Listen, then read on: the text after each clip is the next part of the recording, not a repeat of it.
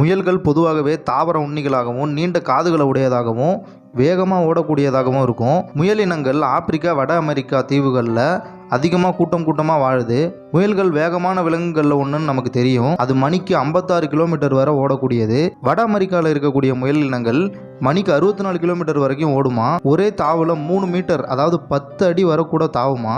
முயல் குட்டிகள் பிறக்கும் போதே உரோமத்தையும் திறந்த கண்களையும் இருக்கும். அதனால் அது தன்னை தற்காத்து கொள்றதுக்காக தேவையான இதெல்லாம் அதுவாகவே பார்த்துக்கும். ஆப்பிரிக்கா நாட்டுப்புற கதைகளில் முயல் ஏமாற்றும் குணம் கொண்டதுன்னு சொல்கிறாங்க. இதில் குழி முயல்னு ஒரு வகை இருக்குது.